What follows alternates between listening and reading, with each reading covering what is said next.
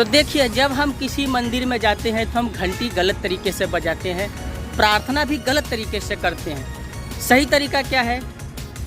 एक एग्जाम्पल समझिए, पहले उदाहरण आप समझ लीजिए। अगर आप किसी के घर जाते हैं, आई जगदीश, जय श्री राम दोस्तों, मॉर्निंग की शुरुआत हो चुकी है प्रभु श्री रामचंद्र जी का नाम लेकर।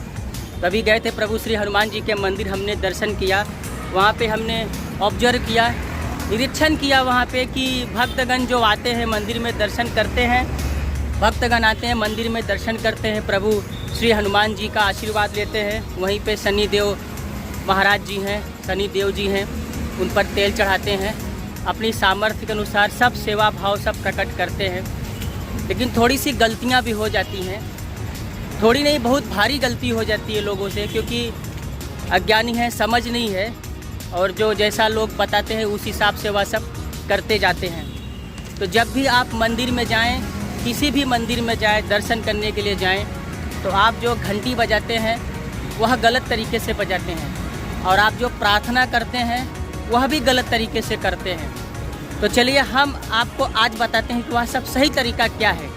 यकीनन मानिए, आपको यह मैं जो बताऊंगा ना, आप सचमुच कमेंट बॉक्स में लिखेंगे ये सही तरीका है।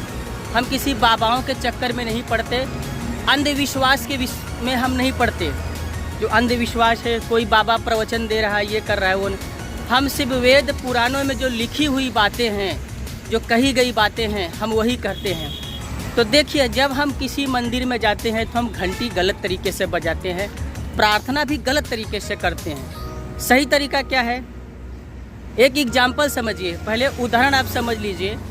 अगर आप किसी के घर जाते हैं एज ए गेस्ट के रूप में, तो आप क्या करते हैं?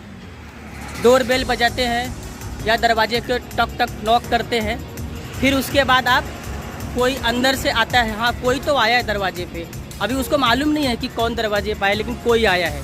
फिर वो क्या करता है? डोर ओपन करता है, फिर आपको देखता है, आप उसको देखते हैं, पहचान जाते हैं, अरे बहुत दिनों बाद दर्शन दिए, आइए आइए घर में आइए। फिर आप घर में जाते हैं, फिर उनके जो आपसे बड़े हैं उनका अभिवादन करते हैं। अगर उनके माता पिता हैं तो आप उनके चरण स्पर्श करते हैं। फिर वो भी पूछते हैं कि बाबू बेटा आप इतना दिन बाद आए, कैसे आए, सब खैरियत, अच्छा है? आप भी सब अपना हाल चाल सुनाते हैं, अच्छा है। काफ़ी देर बातचीत होने के बाद आप कुछ नाश्ता पानी भी करते हैं। फिर वहाँ से आप चलते हैं कि चलिए अब हम चलते हैं, काफ़ी देर हो गया है। तो जब आप वहाँ से चलते हैं तो आप वहाँ से अभिवादन करके निकल जाते हैं।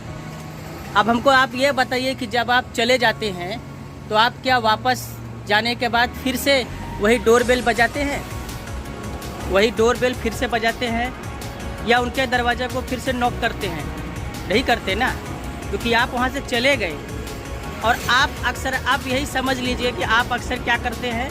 मंदिर में जाते हैं, घंटी बजाते हैं, अच्छी बात है। जाते समय, मंदिर में जाते समय प्रभु को जगाया जाता है, घंटी बजाता है, हे प्रभु, हे भगवान, हम आपकी शरण में आए हुए हैं, आप जागिए और अपनी दृष्टि मुझ पर डालिए, अपना हाथ मेरे सर पर रखिए और आशीर्वाद दीजिए। घंटी बजाते हैं और उनको जगाते हैं, फिर उनका आशीर्वाद लेते हैं। फिर क्या करते हैं? घूमते घूमते घूमते घूमते फिर जाने लगेंगे, तो फिर 2-3 घंटी 4 बार बजाएंगे, फिर चले जाएंगे। और उसके बाद फिर वहाँ क्या करते हैं? हम जब प्रार्थना करते हैं, ईश्वर की प्रार्थना करते हैं, तो दोनों हाथ जोड़ लेते हैं। अच्छी बात है, दोनों हाथ सब लोग जोड़ते हैं, आंखें बंद कर लेते हैं। आंखें कभी नहीं बंद करना है, अपनी आंखों को खुला रखना है और प्रभु की आंखों में ही देखना है, एकदम एक टक लगा के देखना है। जब आप प्रभु की आंखों में अपनी आंखें डाल के बात करेंगे, मन से बातें करेंगे, तो आपके अंदर एक एनर्जी जागृत होगी, एक ऊर्जा जागृत होगी, आप स्वयं महसूस करेंगे। आप जब भी जाइएगा यह ध्यान जरूर दीजिएगा। आपको आंखें खुली रखना है और प्रभु की आंखों में देखकर मन से बातें करना है। आपकी जो विनती है, जो भी जैसा भी आपका है, प्रभु से बातें करना है। बातें होने के बाद आप रिटर्न आ जाइए, लेकिन दोबारा घंटी मत बजाइएगा। आप वापस मंदिर से आते समय घंटी को मत बजाइएगा। उसी प्रकार जिस प्रकार हम किसी के घर से विदाई लेते हैं कि मैं जा रहा हूँ, तो जाते समय हम डोर बेल नहीं बजाते हैं, दरवाजे को नॉक नहीं करते हैं, उसी प्रकार घंटी भी मत बजाइएगा। हो सके तो आप बाहर आइए, बाहर अगर थोड़ा मैदानी क्षेत्र है या कुछ एरिया बड़ा है तो वहाँ बैठिए, तब वहाँ पे अपनी आंखें बंद करके आपने क्या प्रार्थना किया था तब वहाँ पे याद कीजिए, उस प्रभु को याद कीजिए, उस प्रभु को, ईश्वर को याद कीजिए, आंखें बंद करके वो ध्यान कीजिए। ऐसे होता है नियम।